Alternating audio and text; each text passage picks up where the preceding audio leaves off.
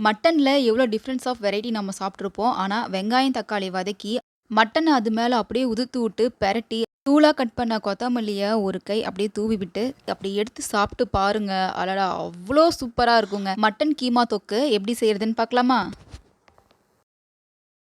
கடாய் வச்சுட்டு அதில 2 table spoon அளவுக்கு கடலை எண்ணெய் ஊத்திக்கோங்க. இதில நான் 1/4 கிலோ அளவுக்கு போன்லெஸ் மட்டன் எடுத்து வச்சிருக்கேன். அத வந்து சேர்த்துடுறேன். சேர்த்துட்டு இது வந்து நல்லா வந்து வதக்கி விட்டுருங்க. மட்டன்லேருந்து தண்ணி பிரிஞ்சு வரணும். இந்த அளவுக்கு தண்ணி பிரிஞ்சு வந்ததுக்கப்புறமா நான் கொஞ்சமா தண்ணி ஆட் பண்ணிட்டு நான் மூடி வச்சு வேக வைக்கிறேன் ஒரு 1/2 மணி நேரத்துக்கு.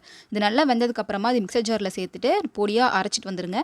இப்போ அதே கடாயில எண்ணெய் ஊத்தி, எண்ணெய் காஞ்சதுக்கு அப்புறமா தூளா கட் பண்ண பெரிய வெங்காயம், பச்சை மிளகாய், கருவேப்பிலை, தக்காளி எல்லாம் சேர்த்துட்டு கொத்தமல்லி, மிளகாத்தூள், பெப்பர் தூள் அதுக்கப்புறம் உப்பு இதெல்லாம் சேர்த்து நல்லா வந்து வதக்கி விட்டுருங்க. இது நல்லா வதங்கினதுக்கு அப்புறமா நம்ம வேக வச்சு அரைச்சி வச்சிருக்க மட்டன் கீமா வந்து இதில் சேர்த்துடலாம். சேர்த்துட்டு நல்லா வந்து கலந்து விட்டுருங்க.